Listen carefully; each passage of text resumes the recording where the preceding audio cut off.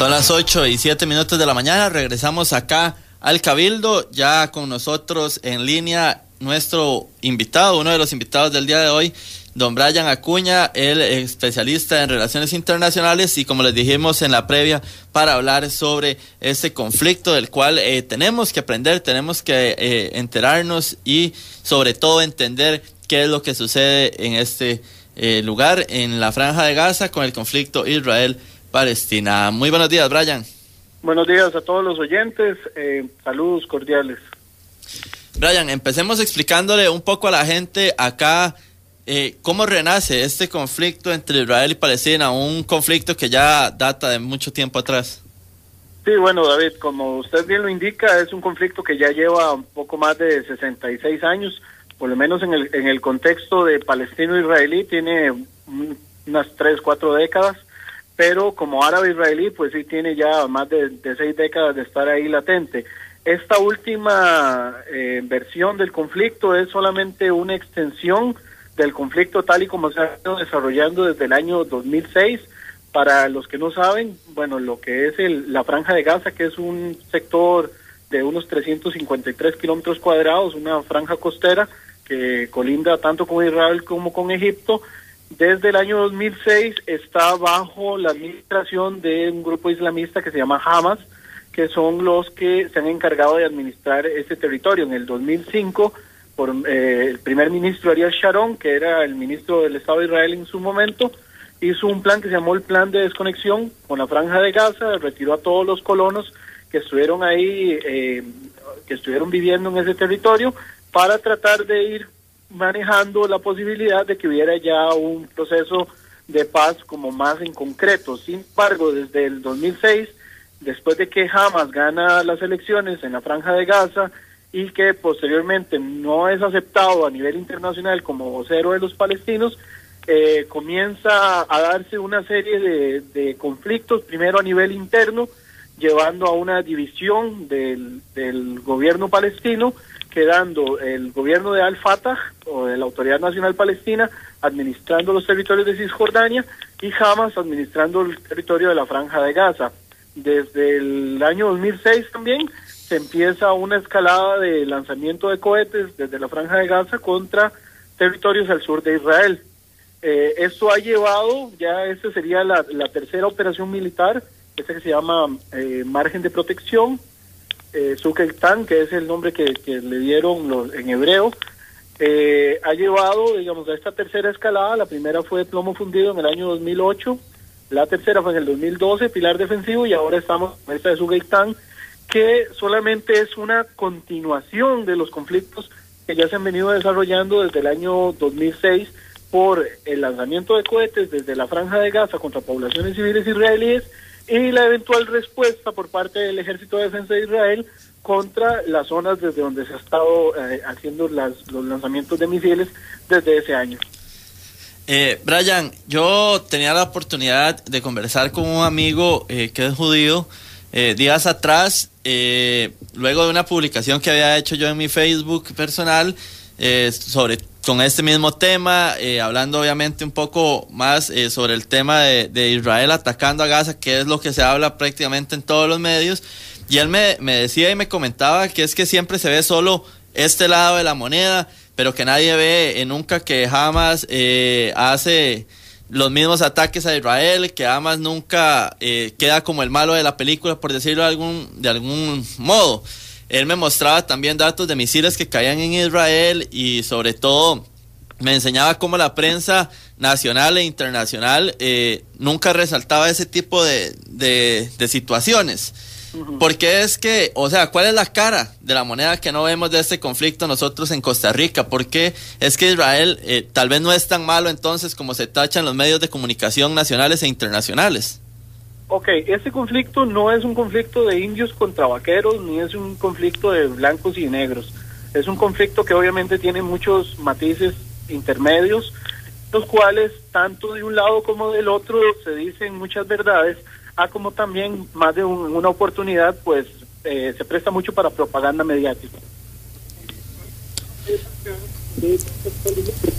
Tenemos, cuando hablamos de conflictos armados, cuando hablamos de guerra, Se habla también de asimetría en el caso del conflicto entre Israel y, bueno, en este caso sería Hamas, o los palestinos, hablemos a nivel general, porque se dice que mientras Israel tiene uno de los ejércitos más poderosos del mundo, los palestinos no cuentan con un ejército. Bueno, eso no es una mentira, es la realidad tácita desde hace más de 66 años. Sin embargo, la parte, digamos, que no se evalúa cuando hablamos de la guerra asimétrica es el tipo de conflicto o el tipo de enfrentamientos que se están realizando. Me voy a dar a explicar. Mientras del lado palestino empiezan a lanzar misiles de forma tal o cohetes de forma tal de que hagan daño en poblaciones civiles al sur de Israel, del lado israelí de lo que se van dedicando es a proteger a la población civil. ¿Y qué me refiero yo con proteger a la población civil?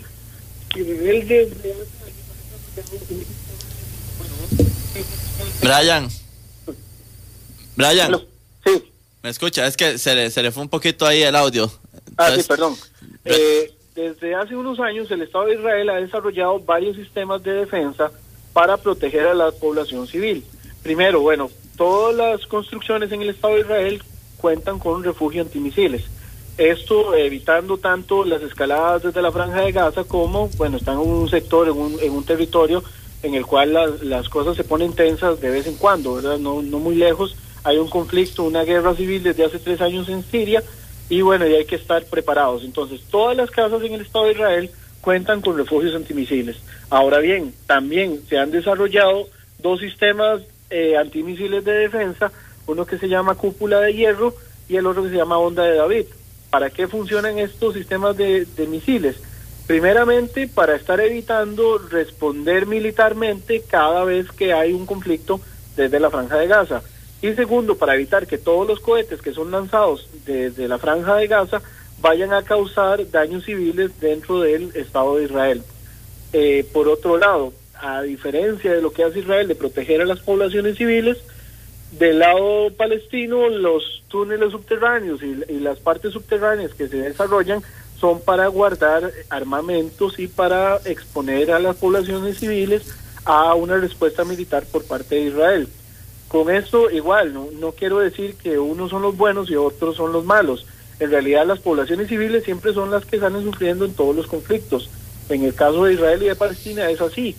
Sin embargo, quien pone los muertos en este caso son los palestinos por esta situación de que en vez de protegerlos las autoridades, en este caso Hamas en la Franja de Gaza, porque aquí dejamos un poquito desligado lo que pasa en Cisjordania, porque digamos que hay una relativa calma y una relación no tan tensa con Israel, pero en el caso específico de Gaza, la situación es un poco más tensa porque las poblaciones civiles en esa franja tan extensa y tan poblada se ven más expuestas por la situación militar que efectúan los milicianos desde ese territorio.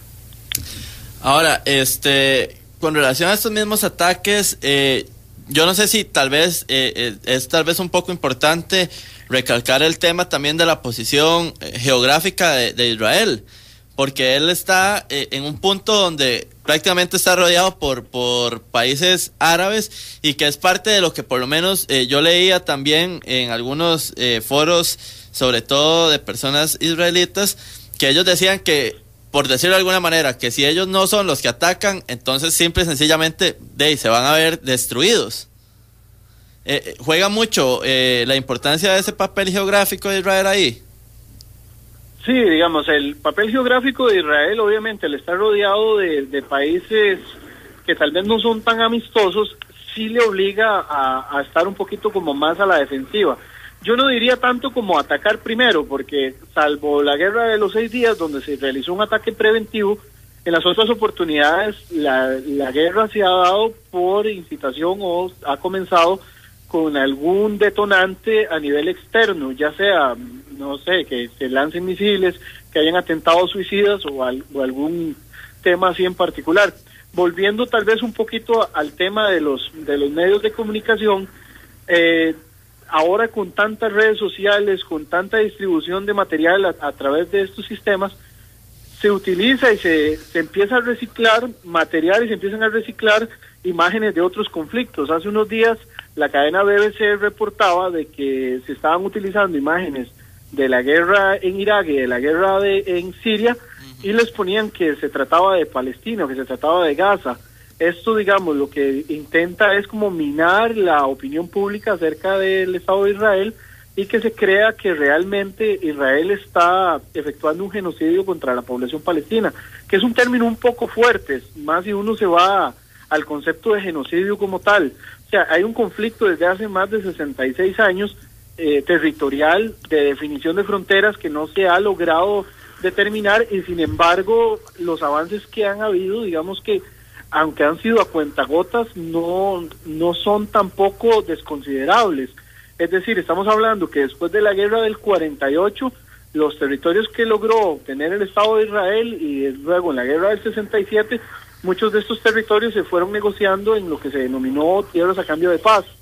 Entonces, por ejemplo, el desierto del Sinaí y la Franja de Gaza estuvieron en algún momento en manos de Egipto. Cuando se firmó el Tratado de Paz entre Israel y Egipto, se devolvió todo lo que es el desierto del Sinaí, y la Franja de Gaza quedó en administración de Israel porque en su momento Egipto no quiso absorber ese territorio. Lo mismo que la margen occidental, lo que llamamos Cisjordania, que en algún momento lo reclamaba Jordania, quedó ahí después de que se empezaron las tratativas de paz en los años 80, al final de cuentas quedó ahí como rezagado, y Jordania renuncia a ese territorio a base de que no les interesaba en lo más mínimo.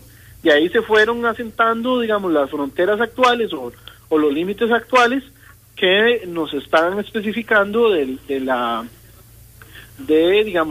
definición de las fronteras actuales del Estado de Israel y lo que sería eventualmente Palestina, ¿verdad? Brian, ¿dónde queda el papel de los organismos internacionales en este conflicto? Porque ya va tal vez más allá del mismo problema que mantengan entre estas dos naciones, pues se ven demasiadas vidas involucradas, decenas de vidas vemos que se pierden día con día, ya deben ser miles a lo largo de todo el conflicto que se ha tenido en este lugar. Pero los organismos internacionales, ¿dónde quedan o qué papel juegan? ¿Por qué no interrumpen? Porque vimos días atrás que el presidente de Estados Unidos, Barack Obama, hablaba con el presidente de Israel, también la canciller alemana Angela Merkel y otras potencias que han tratado de inmiscuirse, pero sin llegar a tener algún peso. Sí, los organismos internacionales lo que más que todos se involucran es en el tema de los derechos humanos, que no haya una violación flagrante a los derechos humanos. Obviamente ellos están ahí al tanto de si se violentan también las normas militares, si se está asesinando indiscriminadamente civiles. Ahí los organismos internacionales también tienen el problema de la influencia de las potencias mundiales. Hay mucha falta de voluntad política tal vez para llegar a un acuerdo. En algún momento se planteó la posibilidad de establecer cascos azules en lo que se denomina la Franja de Gaza, ahí en la frontera con la Franja de Gaza, pero las propias autoridades palestinas se niegan, digamos, a aceptar la presencia de fuerzas internacionales dentro de este territorio. Bueno, eso tiene muchas explicaciones. Primero, bueno, el gobierno palestino sigue, digamos, recibiendo órdenes directamente de países como Irán o como Siria, y de ellos mismos van recibiendo también armamento, van recibiendo adoctrinamiento para que esto no se vea modificado.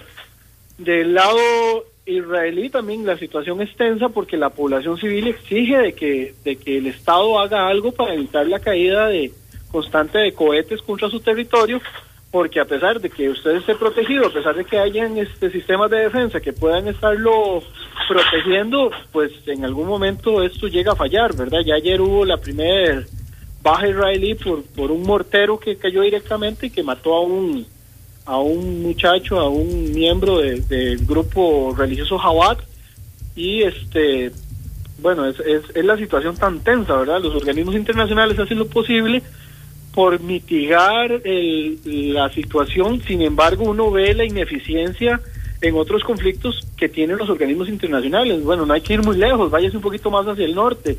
¿Qué han hecho en Siria para lograr mitigar el impacto de más de 170,000 muertos? No ha sido como mucho, hay mucha falta de voluntad política de por medio. Me decía usted que que la situación propiamente de organismos internacionales se ve más con el tema de derechos humanos, pero no sé, a mí no me queda tal vez tan claro la situación de por qué no toman riendas en el asunto. Hemos visto también jóvenes secuestrados que fueron asesinados inclusive por el lado de Gaza, por Hamas, y bueno, yo no sé qué más derechos humanos pueden haber, ¿verdad?, con respecto a miles de vidas que se pierden en el lugar. Vemos niños todos los días. David, un poquito como, ¿cómo le digo?, como irregular, es decir, para que haya una guerra asimétrica, en buena teoría los dos deberían de estar uniformados, o sea, es como un partido de fútbol. Uno ve, no sé, el clásico nacional, usted sabe que Saprissa es el de morado y la Liga es el de rojo y negro. En estas guerras tan irregulares vemos civiles inmiscuidos entre militares y militares vestidos de civiles. Entonces, la situación se vuelve un poquito como irregular, como compleja, como que no es tan sencillo de dar una solución directa. La única forma, digamos, que se podría de intervenir sería una intervención casi que de carácter militar en la zona, y no creo que nadie quiera llevar a esa escala la situación, y más bien lo que buscan es como que entre las mismas partes se pongan de acuerdo, ya sea para un cese al fuego, como se ha hecho en otras oportunidades. O sea, estamos hablando que esta es desde que Hamas toma la franja de Gaza en la administración, esta es la tercera operación militar, y veías por el mismo motivo. Estamos hablando de ataques con cohetes de un lado, respuestas militares del otro, y no vemos, digamos, que se avance de ese aspecto. Lo único que tal vez vemos que va cambiando son el sistema que utilizan cada una de las partes para atacar al otro, porque por ejemplo ahora los misiles y los cohetes que está lanzando Hamas tienen un radio de acción todavía muchísimo más elevado. En estos momentos se exponen a un 75% de la población israelí a recibir ataques con misiles. Hace poco llegaban hasta Tel Aviv y estuvieron a punto también de impactar, o impactaron también en zonas abiertas de Jerusalén, lugares a los cuales anteriormente no llegaban. Entonces, vea lo complicado, y además de eso, digamos, el Consejo de Seguridad lo único que puede hacer es llamar a las partes para que se regulen, para que se calmen, pero simplemente no se pueden meter a la fuerza e imponer nada, porque en eso queda limitado la autoridad internacional. Eso solamente a forma de medidas de presión y de resoluciones es que se puede ir logrando tal vez mitigar un poco el impacto de cómo está en la actualidad. Brian, ¿verdad? Tengo entendido yo, y si no es así me corrige, porque la verdad no recuerdo totalmente. Egipto trató de hacer un acuerdo de paz días atrás, que en teoría Israel había aceptado en primera instancia. Hamas decía que lo rechazaba. ¿Cómo está la situación del país de Egipto tratando de conciliar entre ambas naciones? Ok, a Egipto le sirve que en la zona esté calmada, porque Hamas es parte de lo que se llamaron los hermanos musulmanes, que también están en Egipto, que están vetados en Egipto, y ellos necesitan en la medida de lo posible cómo cerrar esos portillos. Egipto estuvo interviniendo, de hecho la Liga Árabe aceptó la propuesta que dio Egipto de cese al fuego. Se estableció el día de ayer, de hecho, el cese al fuego, pero dicen, digamos, los portavoces de Hamas, de que a ellos nunca les consultaron, de que ellos nunca estuvieron de acuerdo con lo que se estaba proponiendo para el alto del fuego, entonces siguieron atacando. Entonces, obviamente, al romperse el acuerdo de cese al fuego, seguimos en la misma situación, ¿verdad? De un lado atacan, del otro lado responden. Entonces, en ese ha estado el vaivén.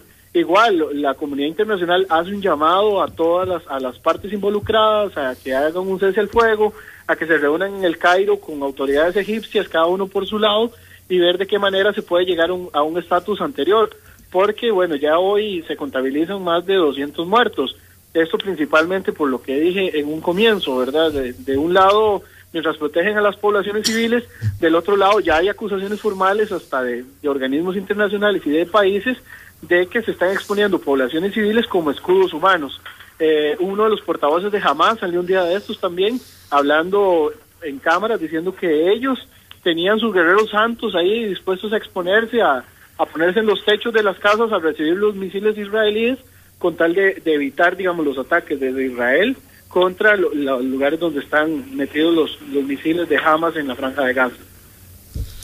Ahora, ¿qué tipo de situaciones podrían tal vez, o existen, no sé si hay algún tipo de situación que podría ir apagando el fuego poco a poco, apaciguando este tema? Porque realmente es un tema que viene desde niños. También yo veía unos videos de con qué compararlo, tal vez como decir Barney y sus amigos de la parte de Palestina, que desde inclusive ese momento se les empieza a enseñar a odiar, porque literalmente el video lo que hacía era un odio directo hacia los judíos. ¿Existe alguna posibilidad real de que este conflicto llegue a tener un final? Sí, digamos, para que el conflicto tenga un final tiene que haber una ruptura de paradigmas. ¿A qué me refiero a una ruptura de paradigmas? Tenemos que dejar, o se tiene que dejar ahí en ambos sectores, de ver al otro como el enemigo que quiere destruirme y empezar a formar las bases para poder establecer un estado de por lo menos, si no de paz, por lo menos no de conflicto. El programa que usted menciona es el de los pioneros del mañana y sale una especie como de Mickey Mouse que se llama Farfur y empiezan a enseñar.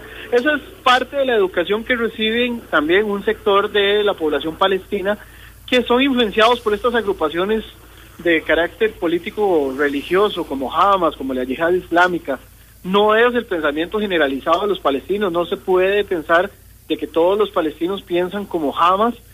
Tenemos la parte tal vez un poco más moderada que vive en Cisjordania y que han ido mejorando poco a poco, a cuentagotas también la calidad de vida, pero en eso tiene que haber un cambio de paradigma. O sea, para que se pueda ir cortando ya con el conflicto, se tiene que ir cambiando la idea de la destrucción del otro. Por lo menos esto en el caso palestino, por ese montón de propaganda, es más que evidente. Tal vez del sector israelí esto no se ve de esa forma, uno que otro grupo de cabezas calientes, que por suerte son una minoría, pero en eso tiene que haber un cambio de paradigma. Y para que el conflicto como está el día de hoy se suspenda, ya no esté en la situación actual, lo que tiene que haber es un cese del fuego.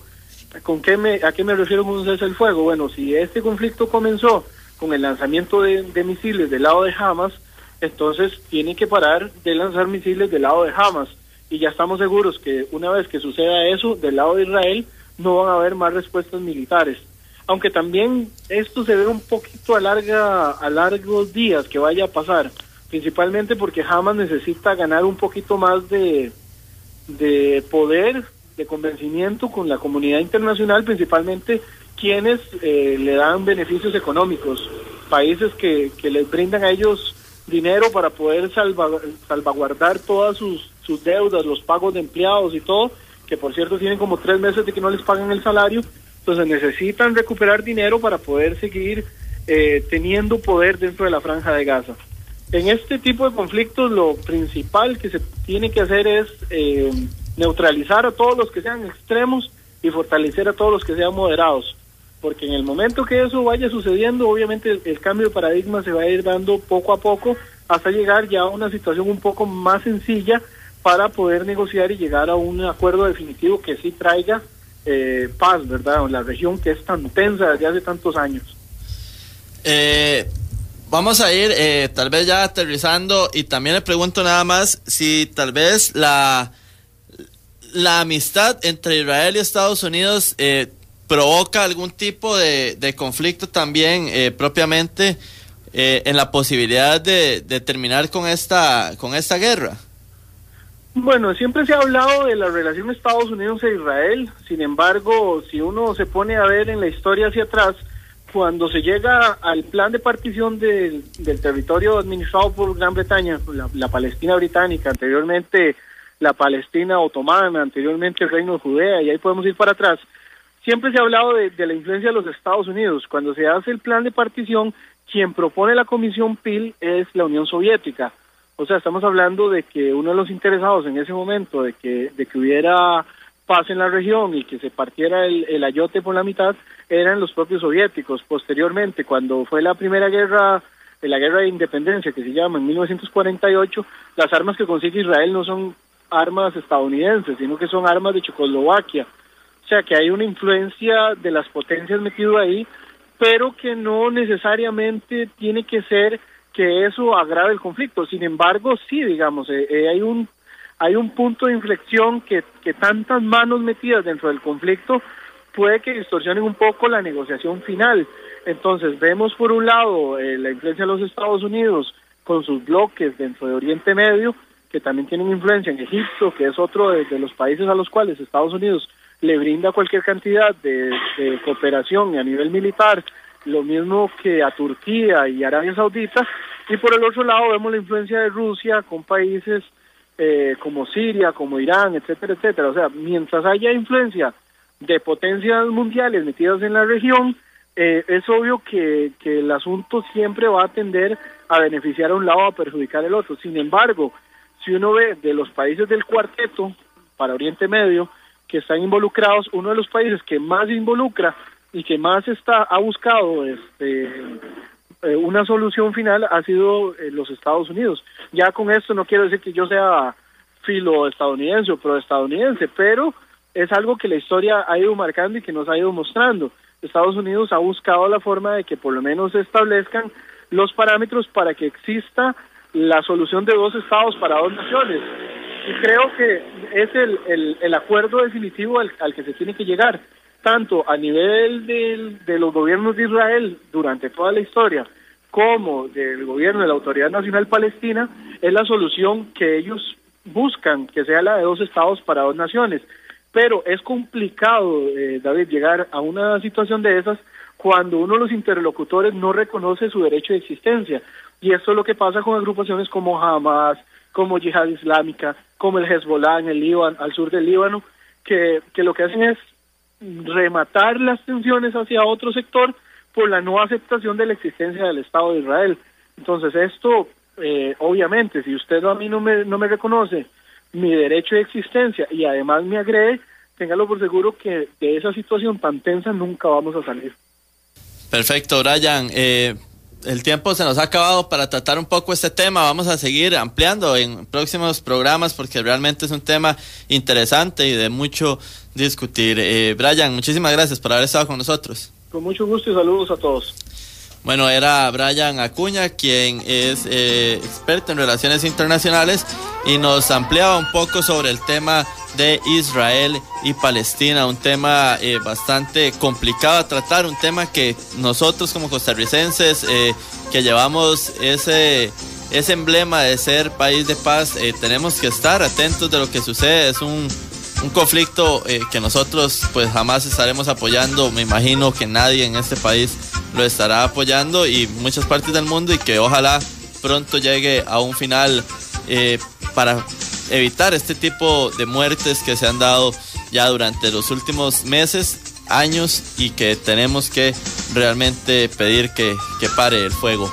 Vamos a ir a un corte comercial para venir a hablar ahora del tema de fecundación in vitro. Un abogado va a estar acompañándonos, don Hubert May, quien pues hace poco, el pasado 10 de julio, si no me equivoco, fue a la Corte Internacional de Derechos Humanos, Interamericana de Derechos Humanos, donde pues volvió a llamar la atención de que Costa Rica incumple en todos sus detalles la medida que se ha tomado ya pues meses atrás, donde se tiene que debatir sobre este proceso y se tiene que empezar a utilizar, pero bueno, parece que no ha dado frutos. Vamos a hablar con este abogado y también con Mario Redondo, diputado de Alianza Demócrata Cristiana. Vamos a empezar a contactarlos y volvemos ya acá a El Cabildo.